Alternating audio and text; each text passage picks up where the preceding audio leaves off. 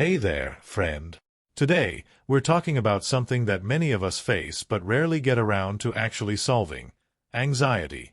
Now, I'm no stranger to it. Anxiety has a way of sneaking up on us, wrapping us in a grip of worry, doubt, and restlessness. But I've learned that it doesn't have to stay that way. And I want to share with you some insights I've picked up along the journey. Who knows? Maybe they'll help you make today the day you start to leave that anxiety behind. Let's start with this truth. Anxiety is a bit like quicksand. The more you struggle, the deeper you sink. And sometimes we spend so much time worrying about things that haven't happened, and may never happen, that we forget to live right here, right now. I remember a friend of mine who used to stress about every little thing, from her job to her relationships to the weather forecast for next week. One day, she told me, I realized I've been living like I'm practicing for disaster. And that hit me. Are we practicing for a worst-case scenario, or are we making the most of our lives? So, the first lesson here is simple but powerful. Ground yourself in the present moment. Focus on what's happening now.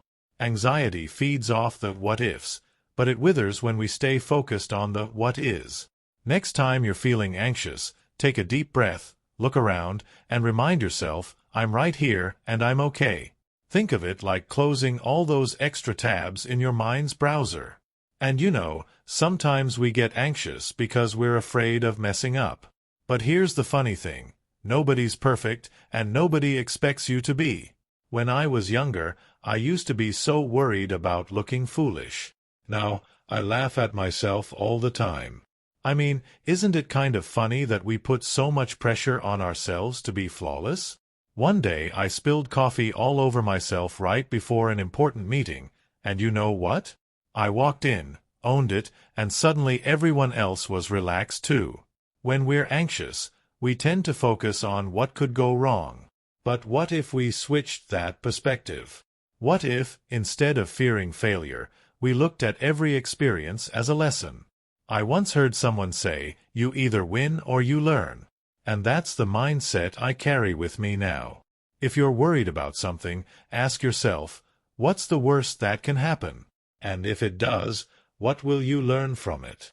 One of the best ways to keep anxiety at bay is by creating a routine that grounds you.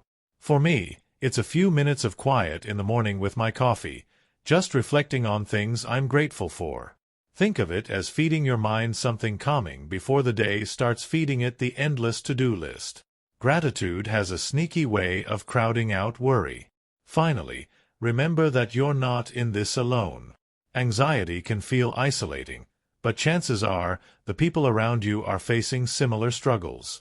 Reach out, talk to someone you trust, and share your thoughts. We're all just trying to find our way. And sometimes, hearing someone else's story can put your own struggles in perspective. So here's my call to you today. Make a choice. A small choice. Just for today, put down that mental weight. Breathe, smile, and know that life isn't a problem to be solved.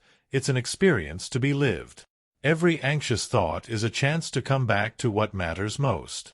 You've got one life, and you deserve to enjoy it, quirks, missteps, coffee spills, and all.